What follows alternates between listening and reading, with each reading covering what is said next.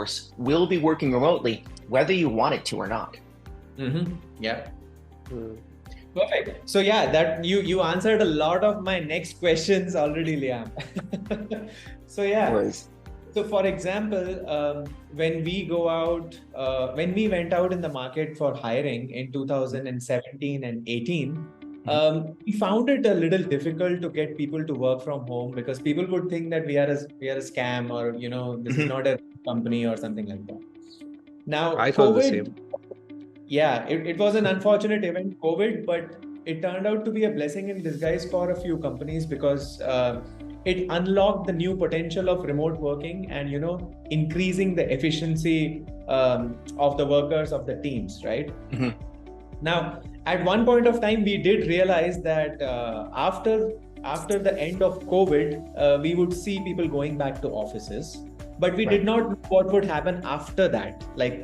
So you mentioned that it went to 26% and now it's going back up, and you believe it's going to be roughly 50%. So I wanted to know, how do you see it evolving? In how much time do you see this unfolding? Because what we are observing at Wishup is something very interesting.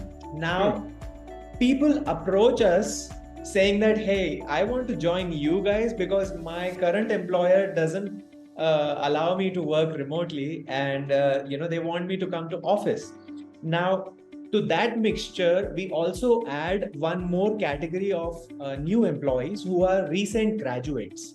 Now, imagine people who graduated in the years of 2020, 21, 22, 23.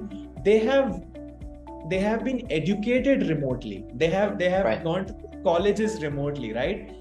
Now, just like there was an internet first generation, now there is a remote first generation, right? And these guys don't want to go to offices because they know they can be as productive, right? Yeah. So how do you see this space evolving over next few years? How many years? And which are the kind of people who will probably never go back to offices? Yeah, so I can give you my educated guess on it, which is just my loosely educated guess on it.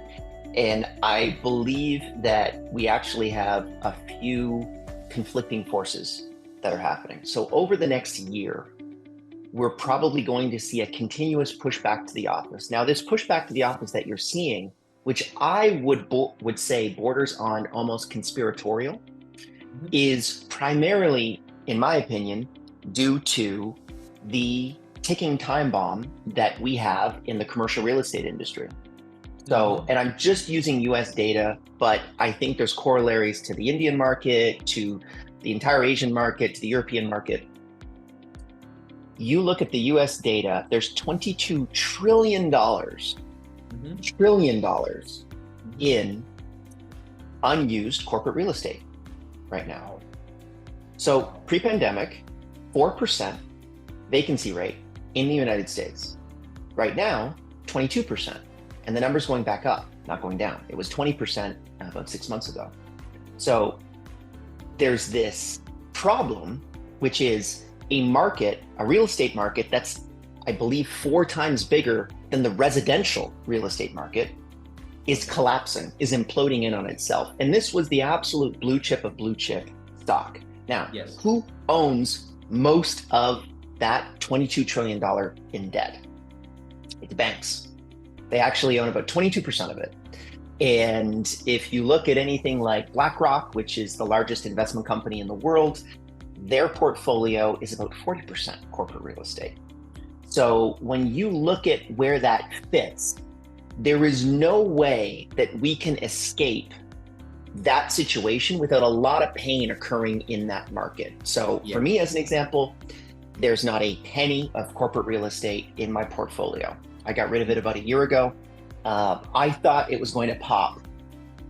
Basically now, it hasn't, and it may continue on. I mean, obviously there's a lot of weird stuff happening in the economy right now, global economy. So we don't know what's really going to happen next. But I can tell you that 1.5 trillion of those dollars must be paid this year. And that was the entire buyout of the Americans for COVID relief. That was